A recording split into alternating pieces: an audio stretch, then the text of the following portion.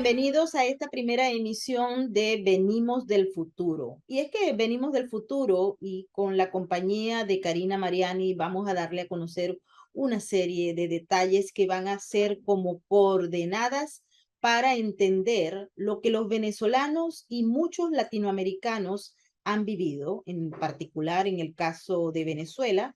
Son 23 años de experiencia que vamos a compartir, como les digo, enlazando con muchas de las cosas que están ocurriendo en países inclusive del primer mundo. Estamos hablando de Estados Unidos, pero también de la Comunidad Europea y de cualquier otro país donde este germen, esta especie de monstruo, de espectro del socialismo del siglo XXI, del comunismo o como ustedes lo quieran llamar, ha entrado. Así es que bienvenida, Karina. Muchísimas gracias por estar compartiendo con nosotros este programa que va a ser una transmisión directa de dos canales y una unión para llevarles a ustedes información sin ningún tipo de sesgo, dejándoles claro qué es lo que está ocurriendo para que ustedes estén alertas. Donde huelan el elemento clave, el germen, ustedes tienen que saber qué es lo que viene detrás. Y tristemente, Karina, bienvenida, pues América Latina y Venezuela en la cabeza se ha convertido en el modelo de lo que no puede ser, en el modelo de una sociedad vedada. Y para ello ponemos también el ejemplo, porque muchos dicen que Venezuela se arregló y eso no es cierto.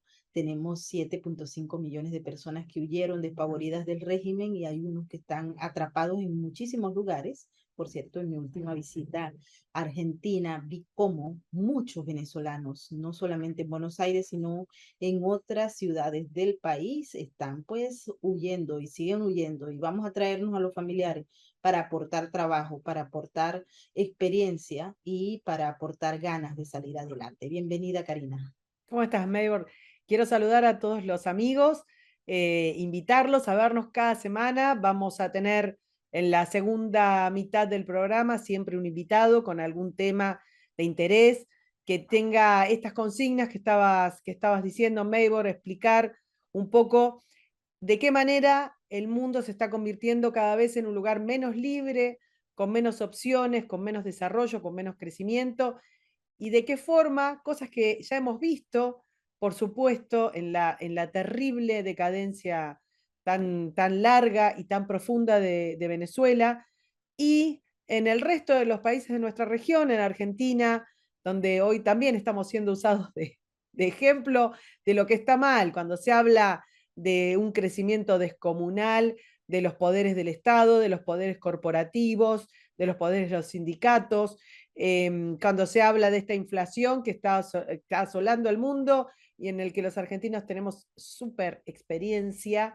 Les vamos a traer distintas noticias, distintos hechos de distintos lugares del mundo, todos como para explicar esto que decía Maybor. Presten atención porque está pasando en todos lados y a veces las noticias nos dan un poco de risa por lo ridículas, a veces nos dan mucha impresión y mucha tristeza. Em, Así que vamos a alargar con la primera, Maybor. A ver, Así es. a ver Vamos. cómo cuenta un poquito la historia y ahí me contás qué viste. El gobierno del presidente peruano, el presidente Castillo, viene, yo creo que debe ser de los gobiernos más inestables desde que empezó casi al mes, empezó a tener denuncias y estos llamados que tienen el Congreso peruano para juzgar al presidente por distintas cuestiones. Se le han atribuido cuestiones de corrupción, cuestiones de favoritismo, cuestiones de abuso. La verdad que es un gobierno que no ha parado de estar bajo acusaciones, una de las cuales tiene que ver, y digamos, y es ya casi diríamos la final, viene zafando, viene siendo medio serpenteante Castillo como para eludir sus responsabilidades,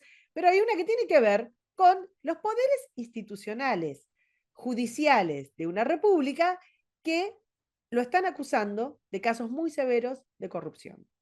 ¿Qué es lo que hace Castillo? Y ahí te cedo la palabra, Meibor. ¿Cuál fue la carta que se sacó de abajo de la manga? Bueno, este tema de Castillo es muy interesante porque la fiscal en una investigación abierta que entregó al Congreso dice elementos claves que podrían ser utilizados para hacer un nuevo llamado de vacancia.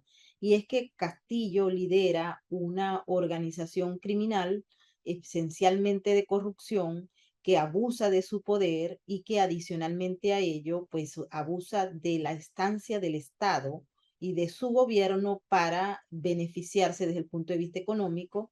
En una conversación que he tenido esta semana con una abogada de Perú, ella me contaba datos extremadamente interesantes. Por ejemplo, Castillo, en el poco tiempo que lleva, ha creado una red de poder y le ha averiguado a toda la gente que está allí algo que pueda ser objeto de investigación judicial o criminal.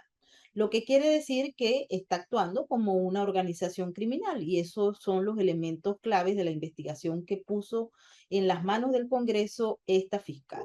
Y allí hay otro tema que es importante destacar y es el hecho de que tanto Castillo como sus aliados fundamentales han empezado a trabajar en función de obstruir la justicia, de buscar cualquier mecanismo que sea requerido para evitar que se den investigaciones y que se llegue a conclusiones que eventualmente sería una acusación. Ahora bien, las leyes de Perú en este sentido son muy claras y no puede ser investigado criminalmente, acusado criminalmente el presidente mientras esté en funciones.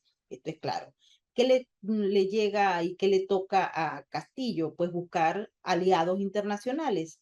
Y aquí vale la pena destacar, Karina, que los movimientos y los gobiernos, los regímenes que se mueven en América Latina en el ámbito del autoritarismo, en la no coexistencia con otros poderes, buscan las alianzas estratégicas. Es decir, cuando muchos vemos y nos preguntan por qué Maduro o Chávez permanecieron en el poder por tanto tiempo, por qué Maduro permanece en el poder, la razón esencial, aparte de sus alianzas con el crimen organizado transnacional, es el hecho de que el chavismo, el madurismo, el socialismo del siglo XXI no es un elemento única y exclusivamente que tiene las fronteras cercadas en Venezuela, sino que trabaja en redes y ese es uno de los grandes soportes para mantenerse en el poder.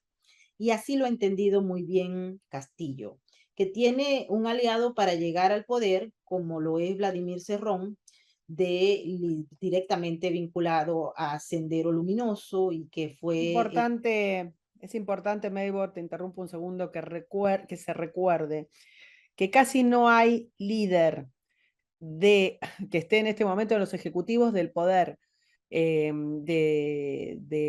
por lo menos de Sudamérica, vinculado al Foro de San Pablo, que no venga, que no tenga conexión con los movimientos de la guerrilla marxista de los años 70 y 80.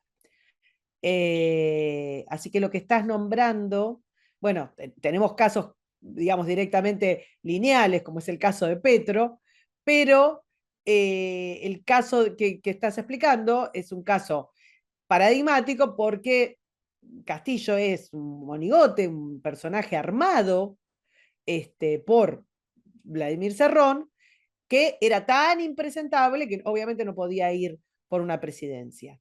Pero que no estamos hablando de que es realmente quien maneja los hilos. Todo esto, todas estas conexiones que estás explicando, son lo que maneja Vladimir Cerrón.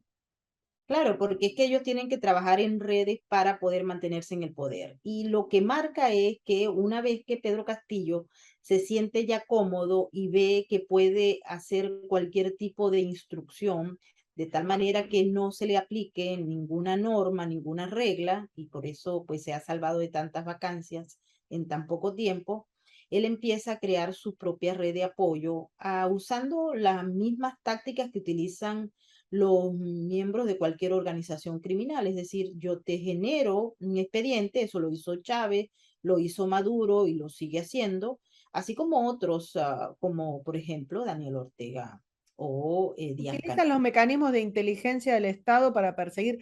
típico, pero típico de los regímenes más cruentos del siglo pasado. Utilizar la inteligencia del Estado para perseguir opositores o ciudadanos comunes, Maybor, ¿eh?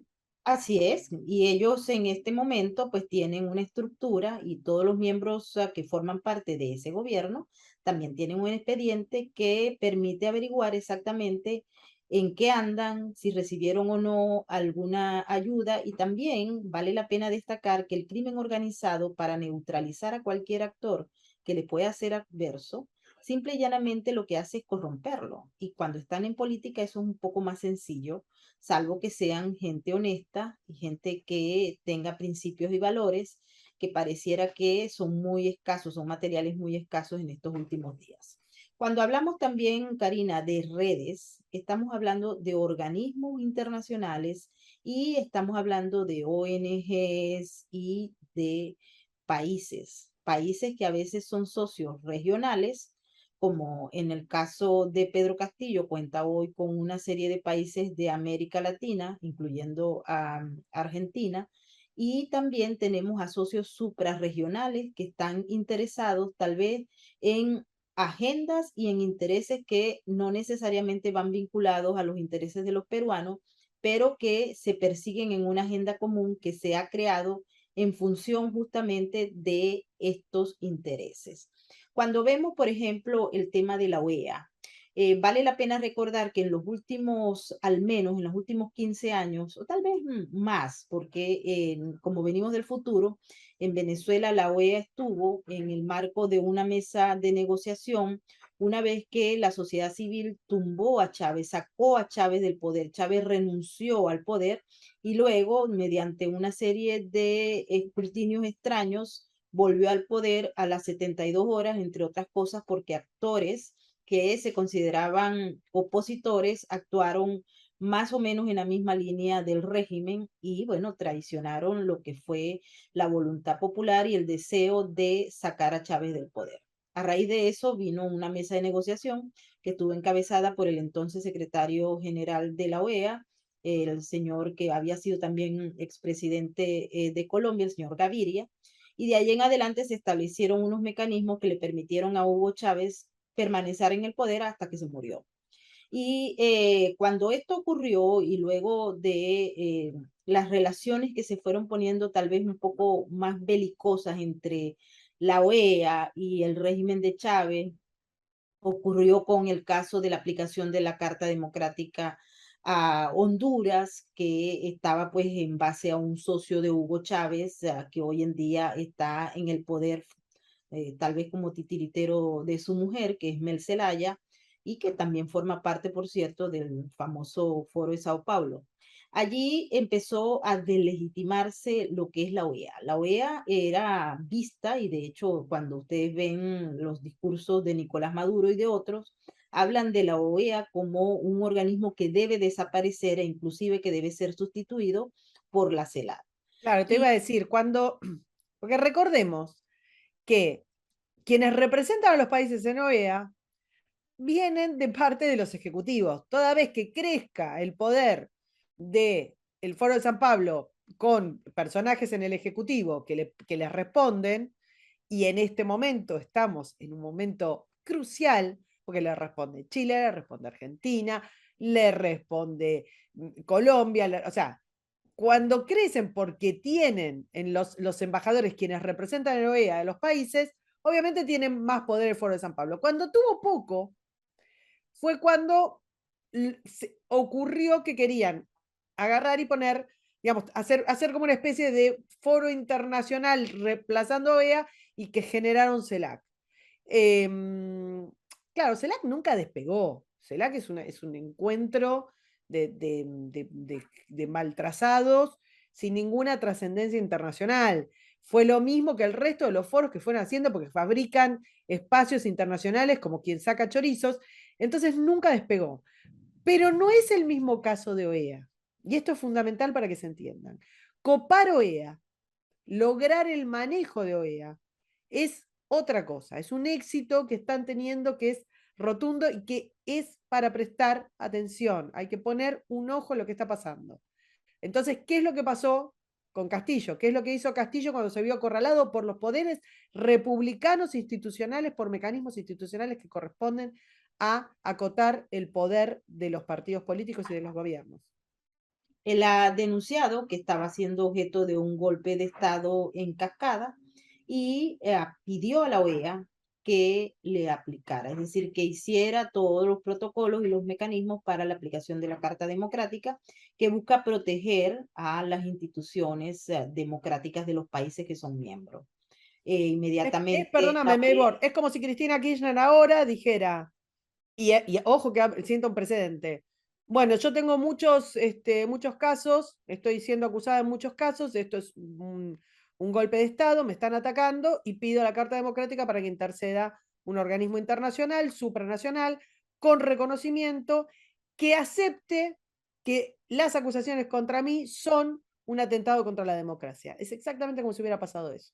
Bueno, creemos que es la utilización de la OEA como un instrumento clave para evitar que se aplique la justicia y que en medida en lo que se ha planteado, porque esa investigación es bastante seria y la hizo una fiscal que goza o al menos gozaba de cierto privilegio hasta que hizo la acusación, porque también aquí aparte de establecer un uso directo como herramienta política de la OEA, hay aquí algo muy importante que destacar y es el hecho de que esa fiscal, es decir, la persona que presenta evidencias de acuerdo a lo que se ha dado a conocer y al informe que ella presenta al Congreso para que sea el Congreso el que establezca los mecanismos de vacancia o no, que es lo que está planteado a través de las leyes peruanas, inmediatamente pasa a ser descalificada, no solamente por políticos que se supone son de oposición o políticos que obviamente responden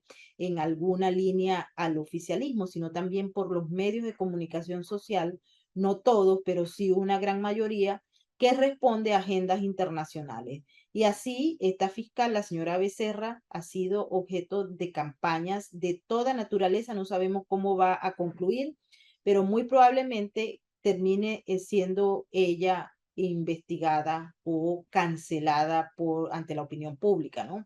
Y aquí entonces observamos, Karina, aspectos a los que venimos del futuro lo vemos con mucha claridad. El uso de herramientas de la institucionalidad democrática continental, como lo es la OEA, usada en mecanismos que no tienen nada que ver con esas estrategias que allí plantean los protocolos de la aplicación de la Carta Democrática para resguardarse en el poder y acusar a todos los elementos que, de acuerdo a la ley peruana, deberían operar para dirigir una situación tan compleja como lo es que el jefe de Estado sea investigado por liderar una banda criminal que se encarga de manejar estratégicamente actores para acometer actos de corrupción, es un evento que necesariamente debemos observar y debemos advertir. No sabemos cómo va a quedar esto. Hay una comisión que fue designada. Vamos a ver qué pasa con esa comisión. Muy probablemente no ocurra nada porque hay que recordar que también en el caso de la OEA con Venezuela, se sacaron a las autoridades que representaban al régimen de Nicolás Maduro. ¿Ok? Se pidió la aplicación de la Carta Democrática, se realizaron investigaciones.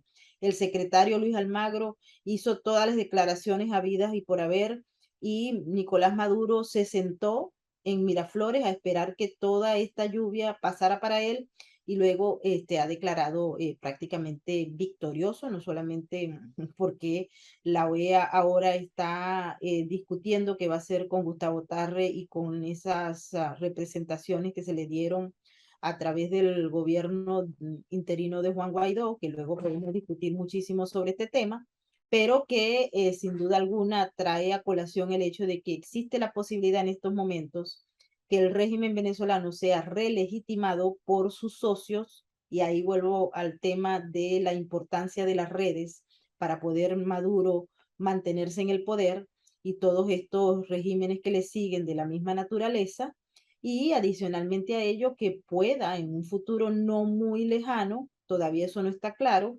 que representantes del régimen del chavismo vuelvan nuevamente a sentarse en el plenario de la OEA. Hoy en día el embajador es Gustavo Tarre Briceño y representa a ese movimiento del interinato que a todas luces tiene los días contados, porque el principal impulsor como país, que era los Estados Unidos, ha decidido cambiar de rumbo y quitarle la representación, que dicho sea de paso, pues tampoco operó y funcionó como los venezolanos esperaban y como muchos otros socios internacionales. Lo que quiere decir, Karina, que estamos frente a una etapa adicional, una etapa extra de todos estos gobiernos autoritarios para avanzar en el manejo y la instrumentalización de los organismos como la OEA. Ya la ONU, pues son palabras mayores, en Vamos a beneficio dedicar algún programa en el únicamente. futuro, vamos a dedicar algún programa en el futuro a la ONU. Son muy importantes destacarlo porque estamos en la era de los organismos multilaterales. Estamos en los BRICS, estamos en la era de la OEA, de la CELAC, etcétera, etcétera. Y si bien cuando a ellos no les conviene, y tú lo dijiste claramente, la atacan y le quitan legitimidad, no sirve para nada, son unos instrumentos de la derecha para acabar con la izquierda, etcétera, etcétera. En paralelo, cuando se requiere y ellos tienen la mayoría, entonces sí sirve para algo. Y en este caso sirve para evitar que el Congreso siga adelante con una investigación. Y ahí quiero cerrar este tema, Karina, con un punto muy importante, y es que cuando las organizaciones criminales toman el poder político, neutralizan a todo aquel actor que sea capaz de enfrentarse y llevándolo a cometer delitos, es decir, aceptar factores o dinero proveniente de la corrupción o destapando alguna de sus agendas que sea privada o adicionalmente a ello, estudiando también a cada actor que son capaces de conocerlo mejor que esos actores.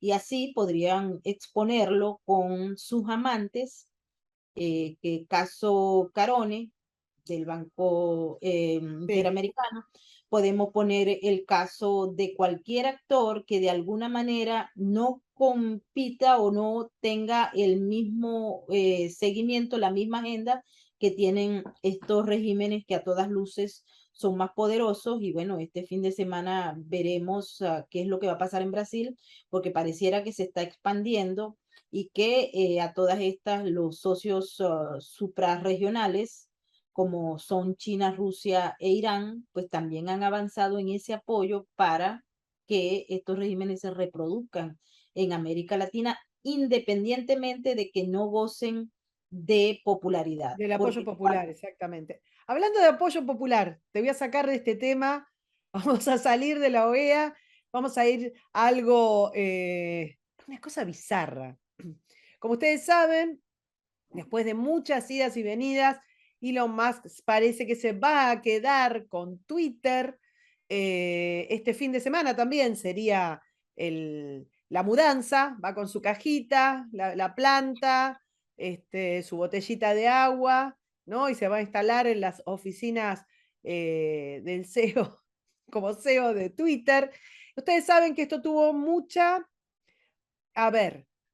instancias, muchas de las cuales tienen que ver con la resistencia interna al manejo, a que Elon Musk diera de baja muchas cuestiones relacionadas con la libertad de expresión, con los mecanismos de bots, trolls y control de la opinión y control de lo que se debate, cómo se debate dentro de la red social, que no es la red social más poderosa en términos de ni de ganancias, ni de cantidad de gente adentro, pero que es la red social donde se discute la política.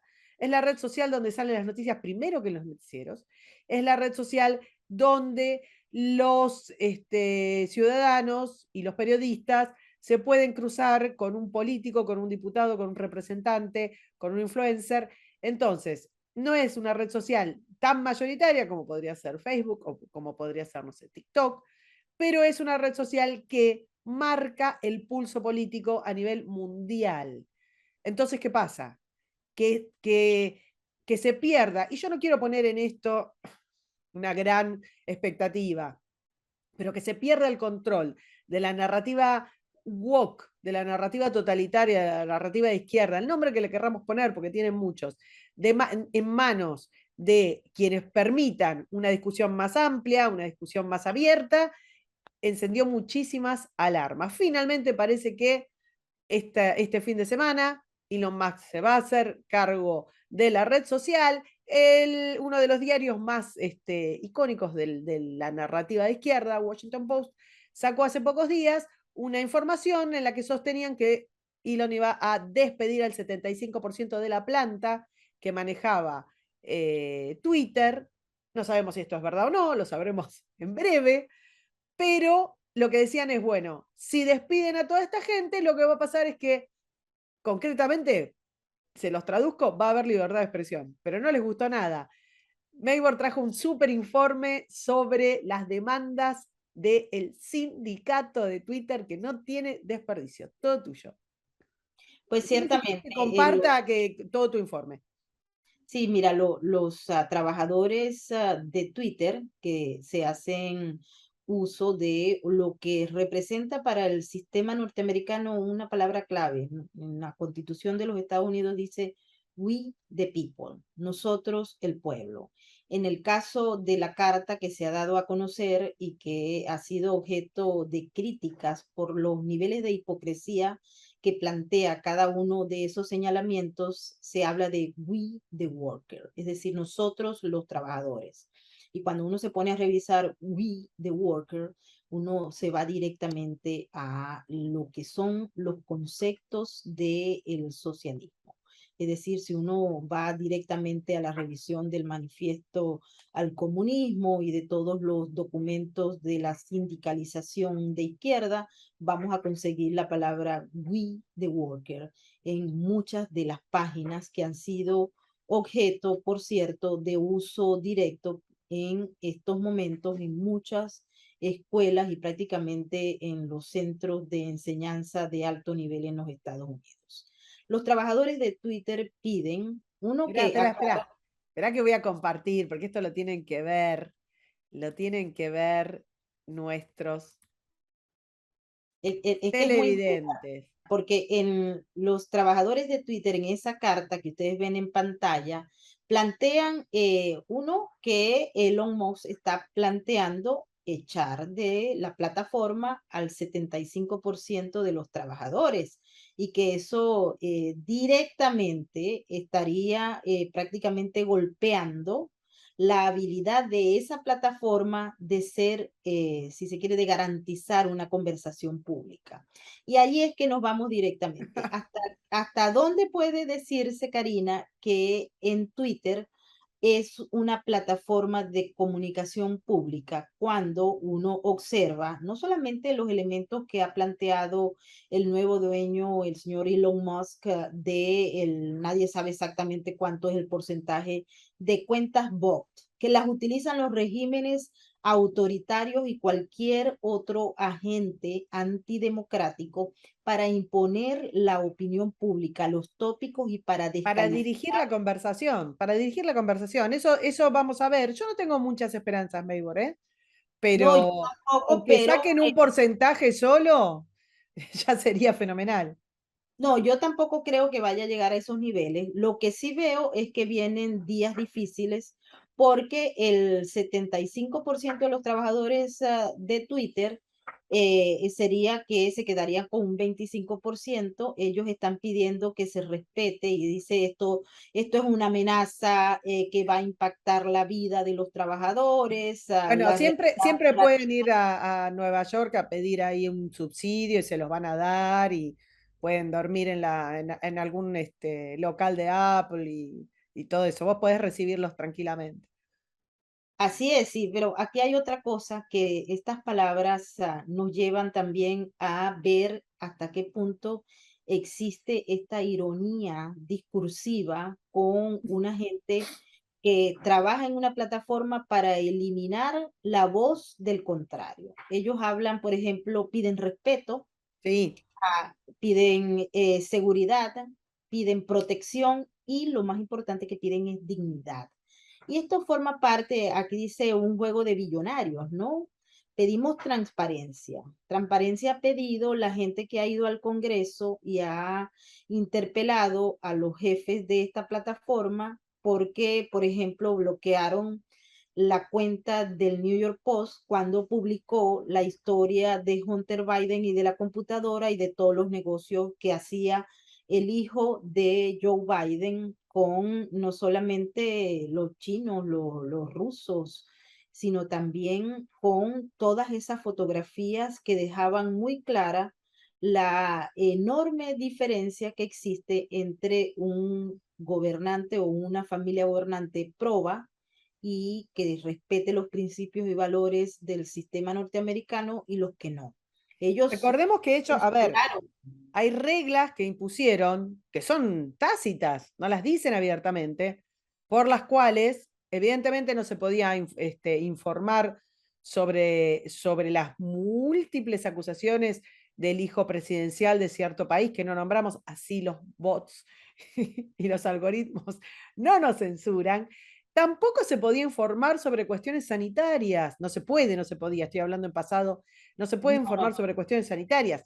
Y acá no es el tema de si uno está o no está de acuerdo, si uno es kirchnerista o es demócrata o está de acuerdo con un lado de la visión del Estado o con otra. De lo que estamos hablando es de un grupo sindicalizado, abiertamente de izquierda. Bueno, no quiero adelantar tu informe, Maybor, pero ahora lo van a ver, que determina qué es verdad y qué no. O sea, hay una red social, que es la red social donde se discute la política a nivel internacional, que determina de lo que se puede hablar y lo que no, y de aquello que se puede hablar, cuál es el tono y cuál no. Este es el nivel de censura. No, no quiero decir la palabra esa. Este es el nivel de corrección sí, que han de utilizado. silenciamiento de una parte, Cari. El tema aquí es que, bueno, esto es para la gente que esté despierta y que entienda el problema. Claro. Vos Aquellos decime que cuando querés tienen, que pase de tu informe, que sí, paso a la para página siguiente. adelante, para aquellos que tienen el cerebro lavado y que responden a una serie de elementos que no pueden llegar a entender porque justamente estamos en esa etapa en el que una buena parte de la sociedad está confundida y se niega, a pesar de las evidencias, a entender que está siendo utilizada por fuerzas que son mucho más poderosas que ellos y que los están convirtiendo prácticamente en unos esclavos. Vámonos al tema. Twitter, en las contribuciones que hacen los trabajadores y la empresa como tal al partido demócrata, aquí es legal, ¿ok?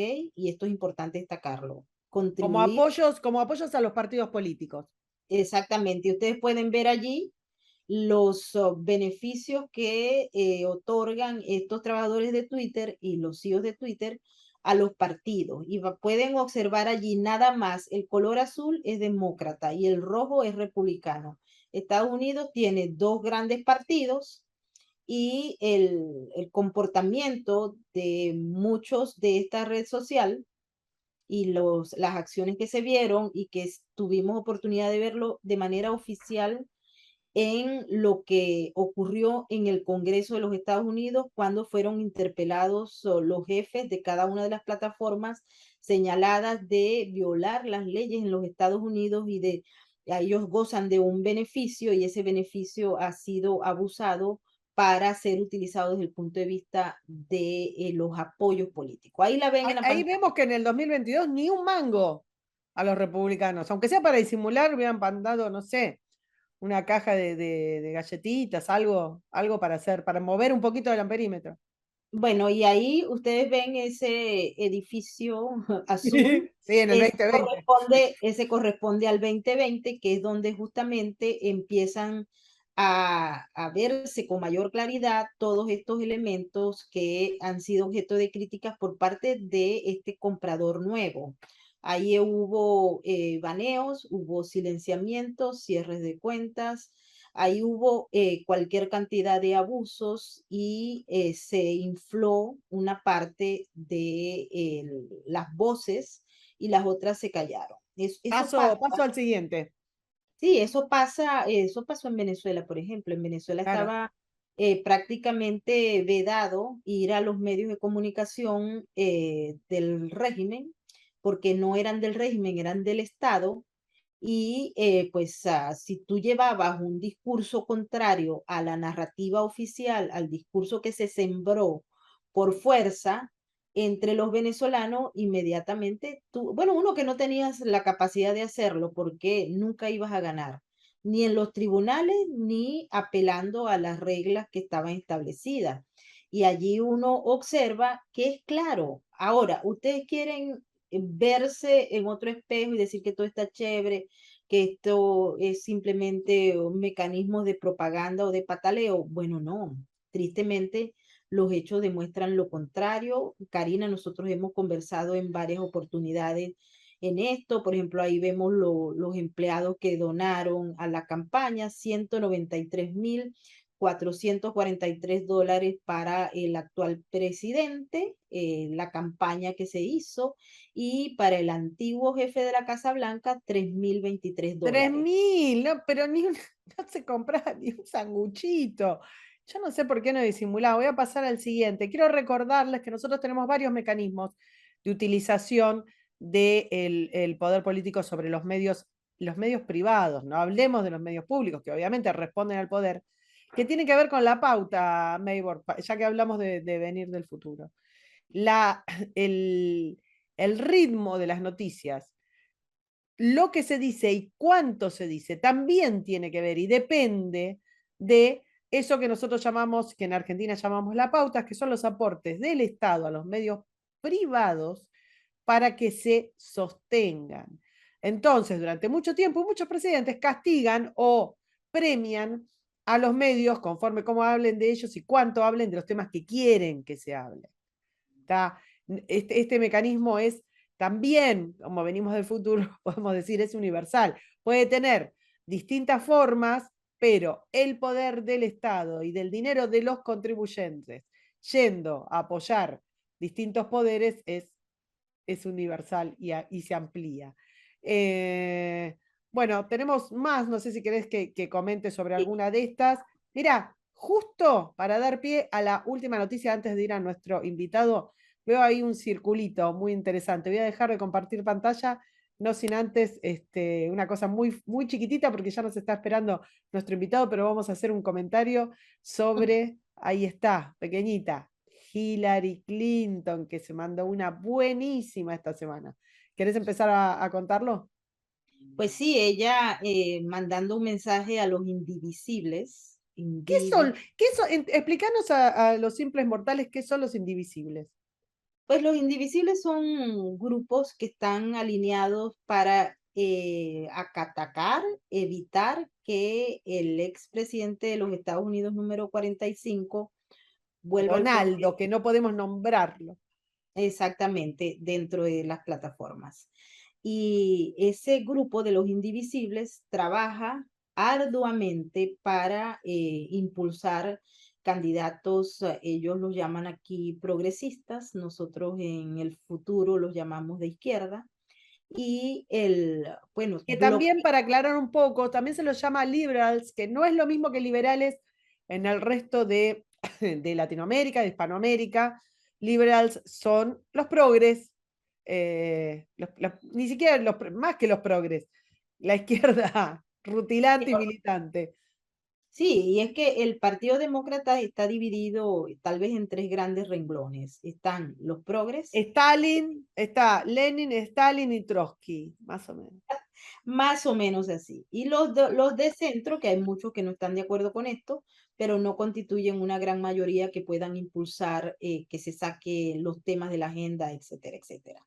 Pero volviendo a los indivisibles, ella, Hillary Clinton, saca este aviso para recaudar fondos para la campaña del 2024, advirtiendo que estamos en la del 2022, que son las de medio término, pero que ella está hablando, no se queden dormidos los indivisibles, porque esta agenda está avanzando y estos indivisibles trabajan en contra del número 45.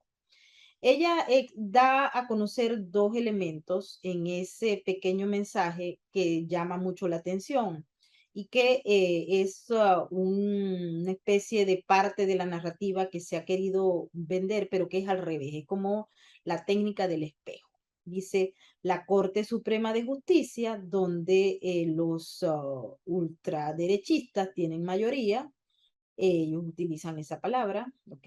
En el nuevo lenguaje orwelliano, Sí, van a todo lo que decir, no es izquierda es ultra fascista, derechista y, exacto, y recontra. pero ¿Sabes qué me van hace acordar a, lo que estás contando? Es el meme del hombre araña. Es. mira, pero el tema aquí es lo siguiente.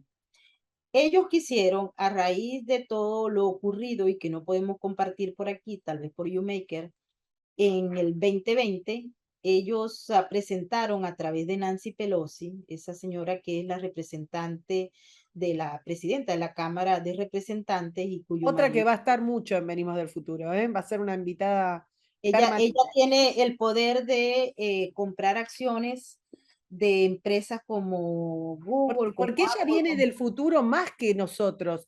Ella sabe lo que va a subir y lo que va a bajar y lo que va a quebrar. Tiene una gran percepción, una bola de cristal. Vamos a hacerle en un costadito acá de Sí, nuestro pero programa, le vamos a hacer como esas camitas y que tenga ella su lugar permanente.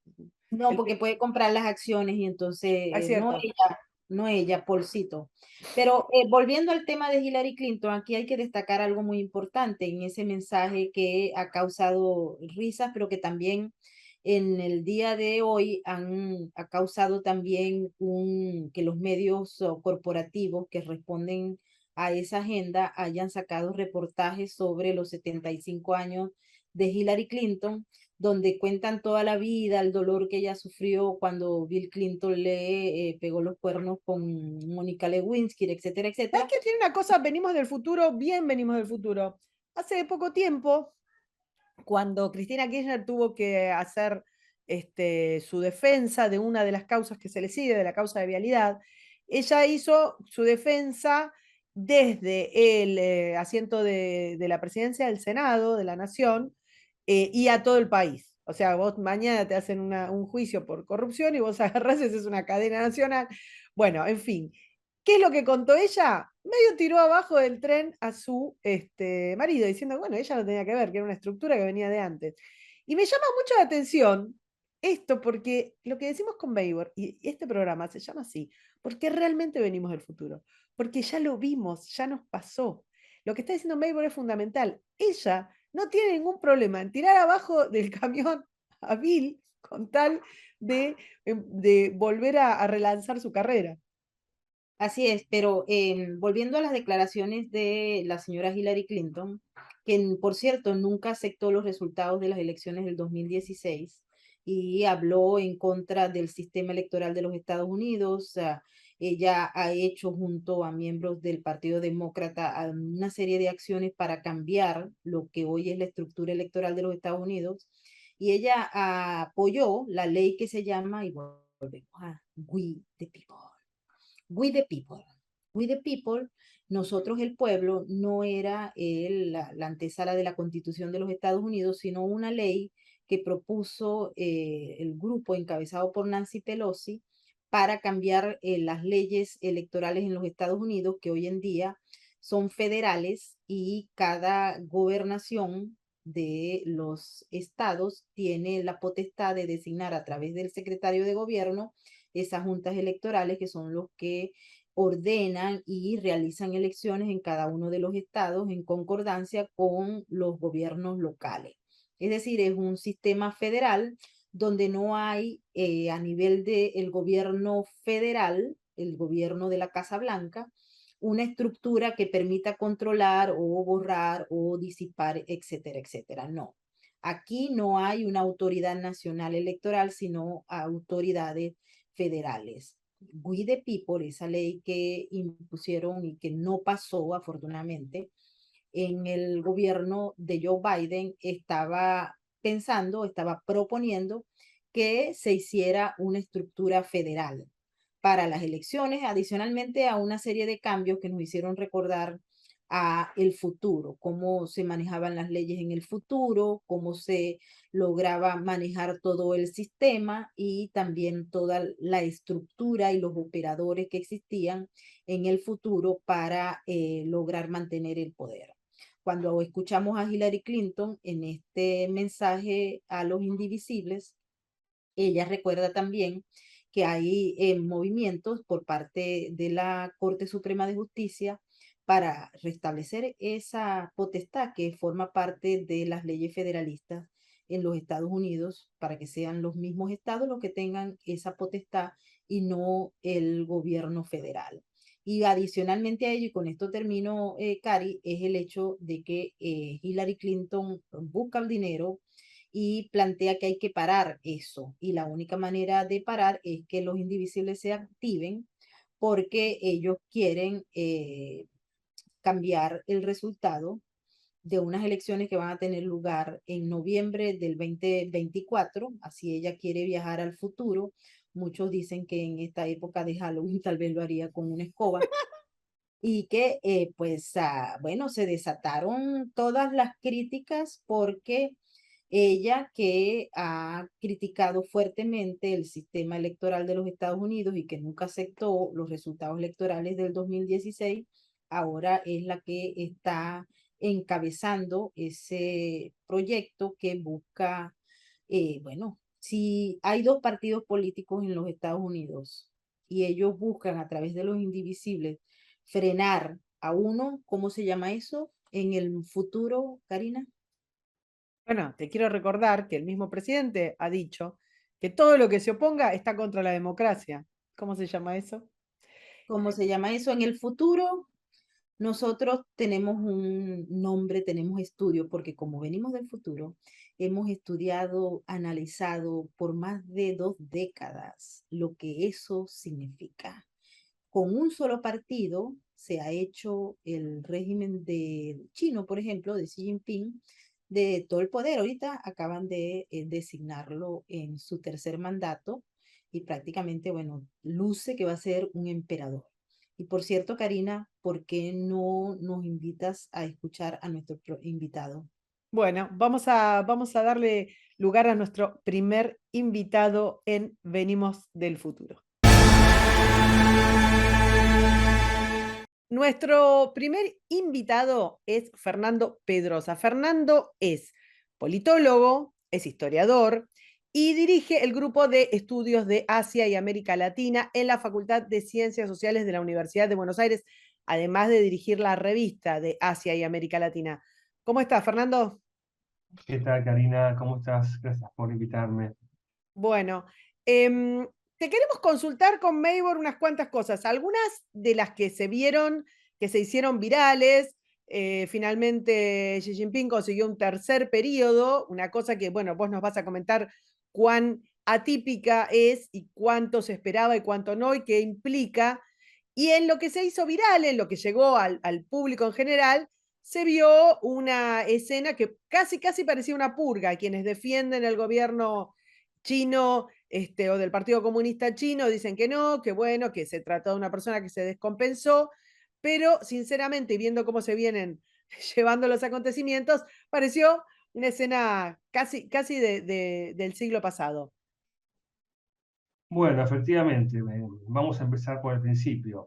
Digamos que cada congreso del Partido Comunista Chino en realidad también preanuncia lo que viene. O sea que mucho de lo que está pasando hoy ya se había preanunciado en el congreso anterior, cuando Xi no designó, por ejemplo, sucesores, que era algo muy habitual, ¿no?, en este tipo de congresos. Xi va, quizás ahora que Xi va a recorrer, digamos, públicamente el camino del autoritarismo. Yo creo que ya se lo puede analizar como un caso de liderazgo autoritario clásico, ¿no? Ya, yo diría que Xi ya no es ni comunista, ni confuciano, ni es un tipo que le está por el poder, por su poder, y que lo único que le importa en este sentido ya no son ni las tradiciones ni nada, sino que es cómo mantenerse en el poder hasta el último día de su vida, ¿no? Y yo creo que esto es muy importante, esto marca un cambio, y siempre decimos que a China hay que mirarla con los matices que tiene, que bueno, es un lugar muy especial. Eh, Después de Mao, los chinos aprendieron en parte que estas dictaduras personalistas tenían que ser atemperadas de algún modo, ¿no? Aún en un sistema autoritario como el mismo chino, poner algún límite. Y ellos crearon dos límites: el límite de la edad, es decir, nadie que integre el Politburó podía ingresar al Politburó con más de 67 años, ya con 68 no podían ingresar directamente. Y la segunda regla es que ningún secretario general podía reelegir más de una vez, o sea, elección, reelección, y se terminaba ahí. Si bien algunas que otras, los chinos también tienen que no tienen reglas, básicamente, que todos los congresos y todo el mundo las cambian, las modifican, pero digamos que en este caso no solo ocurrían estas dos reglas, sino que también dentro del partido había una lucha de facciones, una más liberal, aunque parezca mentira, una más izquierdista, una más confuciana, y en el reparto de cargos entre estas facciones que disputaban muy fuerte por el poder, podemos decir que había otro equilibrio más. Y Xi también termina directamente con este último equilibrio informal, al barrer a todas las otras facciones. Y en este caso, el evento que vos mencionabas de Hu Jintao, bueno, Hu Jintao es el referente de una de las facciones muy importantes que tenía el primer ministro, que era uno de los tipos que pensaba que la economía era más importante que la política. En punto que, bueno, mira, mejor no nos peleemos con los norteamericanos, mejor no nos peleemos con Taiwán, mejor no nos peleemos con los vietnamitas, sigamos haciendo plata, sigamos juntando dinero, digamos, ¿no? Que eso nos va a dar poder. Respetemos más a las empresas, mantengamos algunas reglas del capitalismo. Bueno, a ese sector lo barrieron. Y lo que pasó con Hu Jintao, yo creo que obviamente en un congreso chino nada es casual, nada es, digamos, si llegó hasta ahí, si lo sentaron ahí, si lo filmaron y si además de filmarlo difundieron la filmación, porque esto, pensemos que no es el congreso, no sé, de un partido latinoamericano, que están los delegados en el bar y vienen los periodistas y dicen, che, ¿qué pasó en el Congreso? Contame, filmar con el celular. No, eso no existe. Entonces es una puesta de escena donde se reafirma el poder de Xi, sacando a su antecesor, a un presidente, ¿no? Un tipo grande, que también es muy importante eso. Entonces yo creo que todo lo que preanuncia este Congreso es algo mucho peor de lo que ya pensábamos que iba a ser malo, ¿no? Que iba a ser de fortalecer el poder de Xi, que iba más nacionalismo. Es muy interesante también pensar, yo creo, este discurso que fue saliendo en los voceros pro-chinos, más que no chinos, diciendo que China ya no quiere crecer como antes, ¿no? Que ya no va a medir su crecimiento como pide el Fondo Monetario, el Banco Un poco Mundial. están verdes, dijo la zorra, porque ya vienen pifiándole a los pronósticos de crecimiento y además vienen de una Sí, crisis tras sí, otra. Y claro, hay claro. otro elemento, Fernando, que es Sí, que no quieren publicar las cifras de ese mismo crecimiento y eso ha generado muchas dudas en el mercado, en los inversionistas que están al tanto de saber exactamente qué es lo que se está persiguiendo en estos momentos con ese proyecto tan ambicioso de Xi Jinping y que requiere de inversiones internas y externas. sí, totalmente. De hecho, la bolsa cayó, abrió el lunes y las empresas chinas se derrumbaron, ¿no? Lo que está ocurriendo es que el triunfo de Xi es un triunfo de alguien que cree que hay que intervenir en las empresas, como pasó con Didi, con Jack Ma en Alibaba. Alguien que cree que el crecimiento, es decir, que China no va a crecer más. Él lo que dice, no crecemos porque no queremos, ¿no? Como el zorro de las uvas, evidentemente. Pero al mismo tiempo lo que está preanunciando esto es que si no va a haber una bonanza económica como la que hubo, va a haber que dar otra cosa. Y yo creo que en este caso va a haber nacionalismo, va a haber que dar enemigos afuera, va a haber que dar orgullo imperial. Entonces creo que lo que preanuncia esto es una China más belicosa, más violenta, con un cambio en esta estrategia de, bueno, queremos dominar el sistema internacional existente y ser la potencia que determina, me parece que queremos cambiar el sistema existente para algo que sea más parecido a lo que nos gusta a nosotros, ¿no? Y en este punto vos mencionabas también el caso de Taiwán, ¿no? Yo creo que el inicio de esta nueva política, llamémosla revisionista, como se dice, cuando una potencia quiere cambiar el sistema internacional, es hacerlo en tu región, ¿no?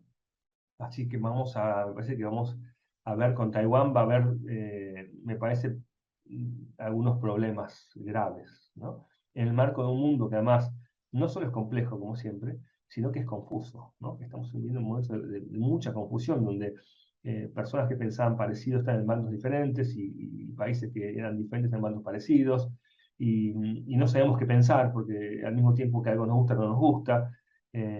Estamos en un momento de rediscusión de las reglas de juego, ¿no? Y eso yo diría que es este momento de cambio de reglas de juego, es un momento de incertidumbre hasta que finalmente cambien, que no sabemos cuándo será, podrá ser dentro de 30 años.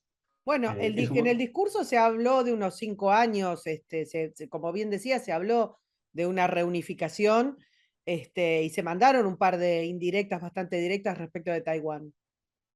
Sí, y que yo creo que Xi, como todo líder mesiánico, en este caso, piensa en el legado, en la historia, en cómo será recordado, y en este caso no va a poder ser recordado por quien hizo de una China de clase media, democrática, libre, desarrollada, sino va a ser más bien recordado como o un tirano que va a terminar como Mao, o el que trajo a Taiwán a la provincia rebelde a su seno original, ¿no?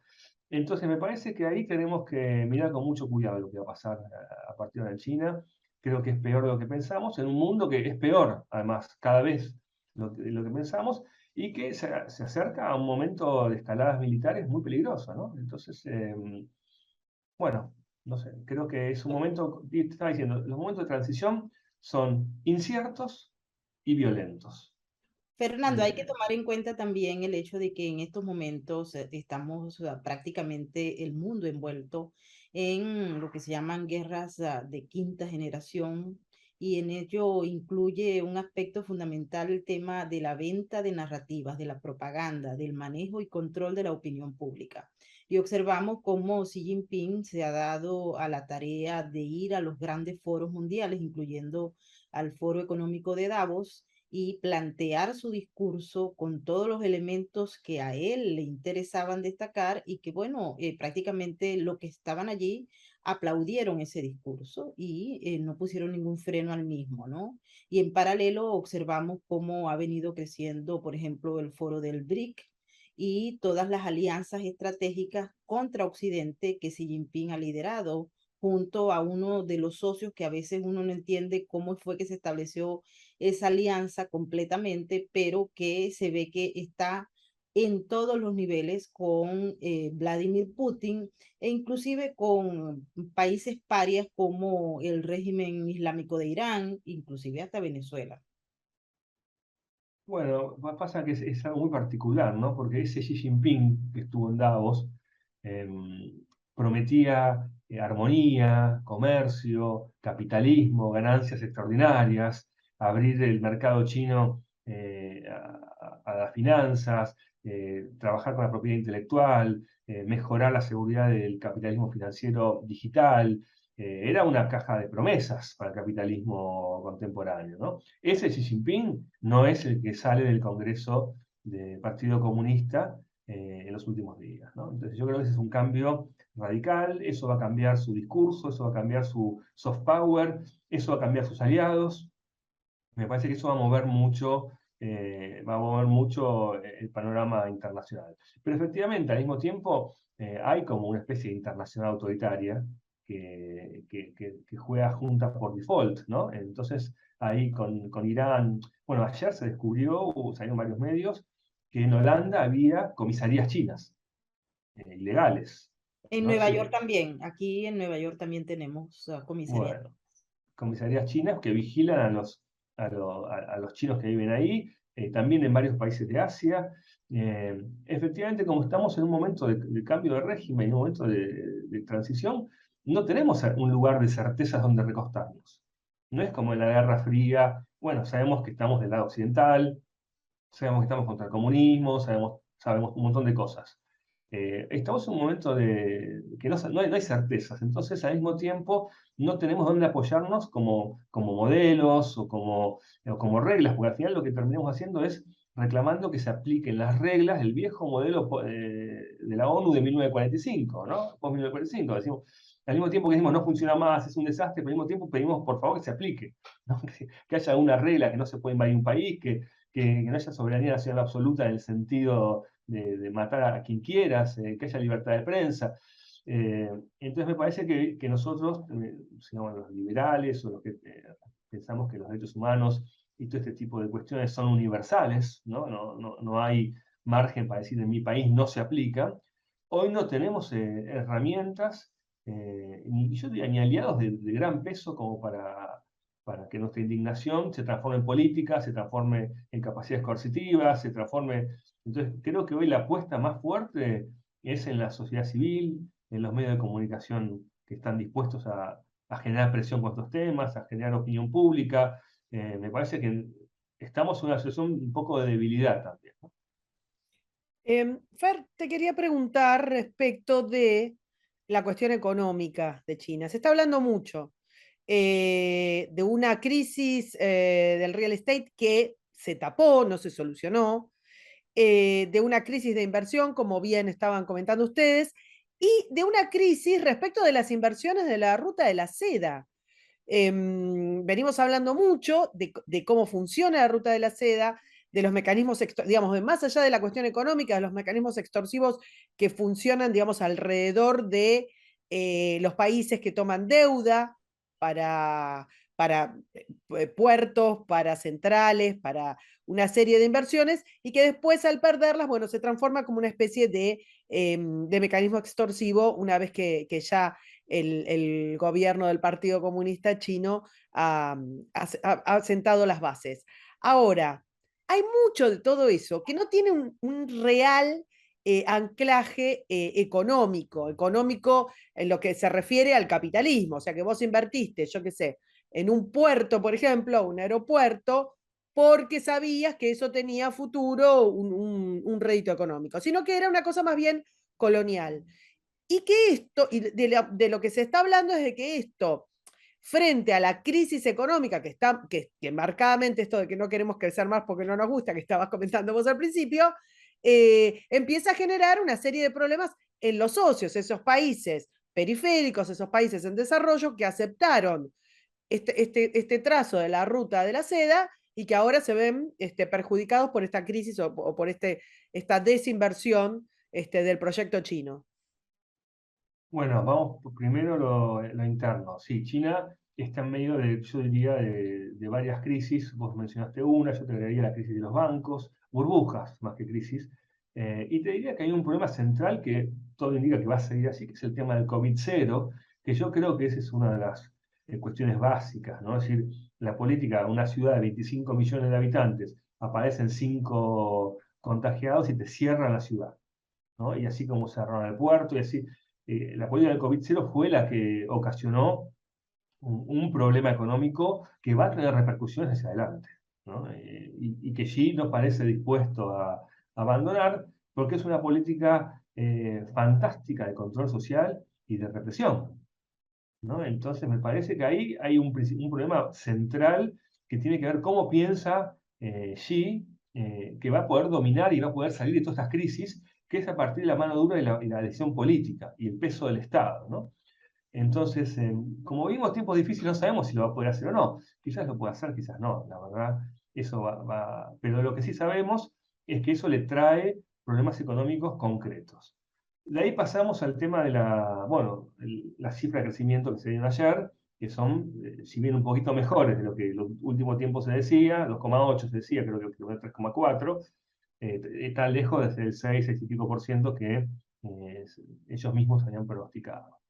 Yo diría que con la ruta de la seda también hay varias discusiones. Eso, digamos, el Congreso está dejando mucho material para analizar, que estamos muy pronto para saberlo bien, ¿no? En los próximos meses vamos a tener más información. Se hablaba mucho de un cambio cualitativo en la ruta de la seda, de cambio de nombre a cambios estratégicos. Lo que yo te voy a decir también es que donde China avanzó con la ruta de la seda es porque Estados Unidos y Europa se lo permitieron. Porque Estados Unidos y Europa decidieron que América Latina no les importa, porque decidieron que África no les importa, porque decidieron que parte de Asia no les importa. Y en una especie de arreglo informal, los chinos dijeron, bueno, entonces vamos a avanzar donde a vos no te importa, ¿no? Entonces yo te diría que acá hay más allá de una responsabilidad que yo no le asignaría a los chinos en este caso. En primer lugar, se lo asignaría a los países como Sri Lanka, que decidieron construir un estadio de béisbol o no sé de qué deporte en la ciudad del presidente, en el que echaron. un aeropuerto en que la ciudad del presidente, como al que no iba nadie, y firmaron un acuerdo absolutamente ridículo y oneroso. Entonces, los países tienen responsabilidad, ¿no? Hay una responsabilidad propia de los países. En segundo lugar, hay una responsabilidad también del bloque norteamericano europeo de considerar que no es importante que los chinos avancen en esos lugares y no tener políticas. Yo ya no digo que vayas a regalar plata, digo tener políticas. Algunas políticas que no sea favorecer, además al mismo tiempo, como en estos últimos años, que además son políticas a favor de Xiomara Castro, a favor de Boric, a favor de Petro, a favor de Lula. Quiero decir, me parece que ahí hay también es un momento de confusión sobre qué hacer en el futuro inmediato, que es aprovechado inteligentemente por los chinos. No preguntes qué pueden hacer los chinos o qué hacen los chinos por vos. Pregunta qué haces tú con los chinos, ¿no? Entonces, y los chinos han mostrado mucho pragmatismo. Firmaron un tratado de libre comercio con Australia, con Nueva Zelanda, con Japón, con Corea del Sur, donde hay reglas muy claras, y ellos las cumplen. Y algunos países de América Latina le pusieron frenos y otros no. Entonces me parece que también nosotros tenemos que empezar a pensar en nuestro espacio qué hacer, ¿no? Y yo creo que el problema es que no estamos pensando y el problema es que los que están pensando están repitiendo la propaganda que viene de China. Y en otro aspecto, Fernando, hay otro señalamiento que se hace desde acá, desde los Estados Unidos, en relación a las intenciones y al trabajo que ha tenido el régimen del Partido Comunista para socavar las bases del sistema en Estados Unidos. Ellos hablan de la penetración, no solamente en el aspecto cultural y educativo, sino también a través de los mecanismos de corrupción que se han usado para debilitar a una clase política que, dicho sea de paso, estaba bastante dormida con el avance que había tenido China en la región latinoamericana, pero también ante los socios estratégicos de Estados Unidos, al menos en las últimas décadas.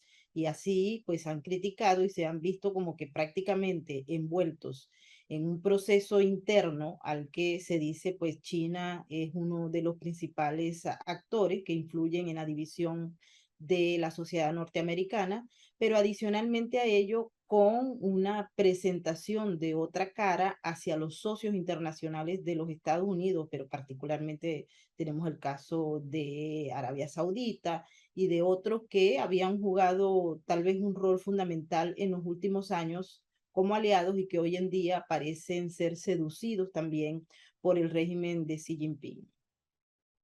Sí, yo ahí te doy la razón. Ahí hay varios aspectos. Uno es el tema de los grandes capitales y las grandes inversiones, que ahí sí ha habido acuerdos guiados por la pandemia de ganancia, obviamente, y China ha entrado de una manera brutal, ¿no? Y al revés también, las empresas que fueron a China aceptaron todas las reglas de censura y las cosas. La clase política, yo diría que está más dormida en general, pero yo el énfasis siempre lo pongo en un lugar, que es cómo las élites autoritarias, de izquierda, antiliberales, han utilizado la presencia china para sacar ventaja, más allá de lo que hagan los chinos o no hagan los chinos. Es decir, a partir de vender China en nuestras sociedades, también en Estados Unidos, bueno, diciendo, es una forma de renovar la acción anticapitalista y antiliberal. Es decir, muerta la Unión Soviética para las élites autoritarias de izquierda y algunas de derecha, de América Latina y de América en general, China empieza a ser como el horizonte para vender una sociedad armónica que cuida el medio ambiente, que sacó a la gente de la pobreza, que se opone al imperialismo, que sufrió las humillaciones, que es una potencia del sur que fue colonizada. Que con todo este discurso, que es muy parecido al que utiliza la izquierda de la región, intentan renovar su presencia pública con China. Me parece que hay un problema en las élites de América en general, que son autoritarias, que de la derecha izquierda, y que habían estado después de la caída del muro de Berlín y la caída de la Unión Soviética, después de tener un resurgir con el chavismo y con la izquierda del siglo XXI, y después otra caída, encuentran en China un modelo de vuelta que pueden venderle a la sociedad. Un modelo que además es fantasioso también, porque está la fantasía que vienen los chinos y te llenas de plata, y te tiran la plata por la cabeza, y te tiran los dólares, y vos no sabés qué hacer con los dólares que traen los chinos, y eso no se registra.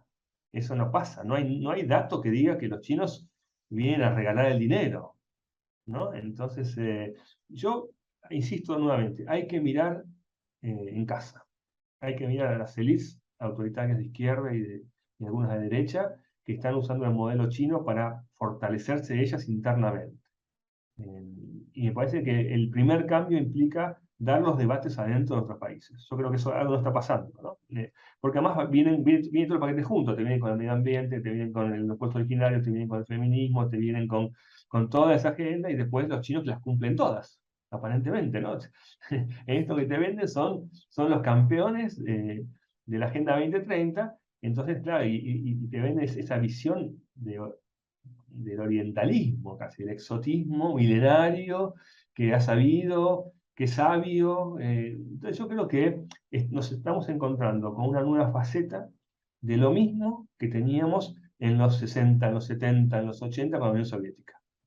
Por un lado, en aquel momento los rusos tenían muchos acuerdos con los norteamericanos también. Había acuerdos, de hecho los soviéticos tenían muchas disputas con los cubanos, porque los cubanos hacían la suya, y los soviéticos querían hacer negocios, querían comprar, apoyaban a Pinochet, apoyaban a Videla, y con los chinos lo mismo, ellos vienen a hacer negocios y se encuentran con un montón de gente muy importante que es propagandista de ellos hasta gratis, porque lo traducen en poder político después los locales. Entonces, me parece que la pelea política e ideológica se da con las élites progresistas, de izquierda, incluso de derecha, que están utilizando el modelo chino para reposicionar su lugar en la región. Uruguay es un caso, o sea, para no decir solamente las élites de izquierda. Uruguay es un caso clave de esto que estás diciendo. Para cerrar, no sé, Maybor, si vos tenés más preguntas, a mí me gustaría consultarte respecto de esa clase media que casualmente fue el motor de las tasas chinas y que salió a estudiar a las universidades más prestigiosas del mundo y que hizo mucha inversión en real estate y que ahora pareciera también estar en una crisis interna, si es cierto o no lo que se dice por fuera de China respecto de que hay una clase que ya no va a ser la pujanza como motor de la China. Y no sé si Maybor tenías otra pregunta más, y si no, después de esto cerramos. Yo quería tocar un tema que a nosotros lo vemos como muy importante, y es el hecho de que Xi Jinping y su régimen ha establecido unas alianzas muy interesantes con las islas del Pacífico. Y hay muchos expertos que señalan desde diversas universidades de acá, de Nueva York y de Washington, que esto responde a un plan que tiene, y justamente desde ese Pacífico va a poder avanzar hacia Occidente. Estamos hablando de una especulación sobre una posible guerra a futuro, o cree que simple y llanamente pues es un plan de estrategia de crecimiento de China y de sus aliados internacionales. Bueno, vamos primero por lo de la primera pregunta. Recordad que el Partido Comunista de China tiene cerca de 100 millones de miembros. 100 millones con privilegios y con accesos que no tiene el resto. En general, la élite está ahí, ¿no? Los sectores que tienen algún poder, alguna representación, en general están ahí. Son 100 millones de personas, es mucha gente. Entonces, gran parte va a sublimar, digamos, por esa vía cualquier problema. El resto, yo te diría que dentro de la sociedad china también, bueno, es una sociedad confuciana, una sociedad donde el respeto al Estado, donde el respeto a la autoridad es muy fuerte, donde el prestigio de la autoridad sigue siendo fuerte, aún en estos momentos de COVID-0, quiero decir, donde el gobierno chino más ha logrado instalar que el COVID es un virus extranjero, ¿no? Entonces, y que están cuidando a la población, o sea, yo te diría que yo más quizás lo veo posibles turbulencias para allí, en la propia interna del partido, porque además Xi, al dinamitar toda la institucionalidad de sucesión, solo deja dos opciones, que lo saquen o que se muera, ¿no? Que se muera de viejo. Entonces yo si preanunciaría alguna turbulencia, la vería más dentro del partido que fuera del partido. La segunda pregunta, Karina, era... No, era en relación Era, al era la que manejo te de hacía la... Maybor respecto de las... No, sí, la de Maybor me acuerdo, la de Maybor me acuerdo. Pero vos No, me hiciste yo otra, quería saber ¿no? esto porque se habla mucho de esa clase media que obviamente está quedando aplastada desde lo político y desde lo económico, pero me parece que se cerró por lo menos esta primera parte. Contestemos lo de Maybor, que es terrible lo que estaba comentando Maybor, es cierto. Bueno, es cierto que China avanza sobre estas islas pequeñas del Pacífico. La más llamativa fue la isla Salomón, con las cuales intentó llegar a un acuerdo. Tuvo bastante, digamos, no le fue bien en esas avanzadas. ¿Qué quiere China? Bueno, China tiene un problema que es que las potencias, Gran Bretaña, por ejemplo, cuando era dominante del mundo, era una isla, no tenía patio trasero. La Unión Soviética armó la cortina de hierro, pero aprovechó 1945 que se rearmó el mundo y te armó ahí una cortina de hierro. Los norteamericanos, bueno, en 1898, ya en otro siglo, lograron invadir Cuba, Puerto Rico, Filipinas, se armaron su patio trasero, invadieron Panamá un par de veces, pero era otro momento. China tiene un problema, que es un país enorme en un barrio pequeño, con muchos vecinos con tradiciones imperiales y con muchos vecinos poderosos, ¿no? Cuba es molesto para Estados Unidos, pero no es poderoso. Haití, Dominicana, Jamaica, no sé, no son países poderosos. En cambio, ellos tienen países poderosos como vecinos, vecinos directos o vecinos no tan directos. La India, para empezar, para nombrarte uno, ¿no? Entonces, hay un gran problema ahí en lo que se llama el mar de la China Meridional, que es un mar donde hay muchas disputas y donde pasa el 30% del comercio mundial y donde pasan todos los materiales que hacen a la supervivencia de China. China necesita que toda esa parte del Pacífico tenerla lo más controlada posible. Yo no creo que avance sobre esas pequeñas islas con un fin de pasar a otra región. Creo que está intentando aún consolidar su patio trasero, ¿no? Y eso tiene conflictos en Cachemira, con la India, con Vietnam tuvo enfrentamientos armados, tiene conflictos en todo, bueno, con Filipinas, que llegaron a la ONU y perdieron en la ONU y no respetaron lo que dijo la ONU. Entonces yo diría que el problema de China es que de alguna manera va a tener que cerrar su cordón de seguridad nacional. Eso está Taiwán también metido en esa discusión, obviamente, y necesita tener todo el quórum que pueda. Y bueno, obviamente, mientras Australia es parte del AUKUS del Quad no, del AUKUS y otras alianzas, bueno, se siente encerrada China, ¿no? Porque por arriba Japón y Corea del Sur, por el Índico está la India y por Oceanía vienen por atrás también. Entonces, yo creo que lo que está intentando ahí es forjar una posición de poder dentro como hizo en el Caribe también, es decir, las islas de ser más baratas, ¿no? Porque los aportes que requieren no son tampoco grandes cantidades. Pero aún así, no ha sido del todo exitoso. Hubo un congreso hace poco de las Islas del Pacífico y no fue, digamos, y no logró ningún acuerdo con ellas, ¿no? Así que yo creo que están todos los países muy atentos para intervenir en la zona.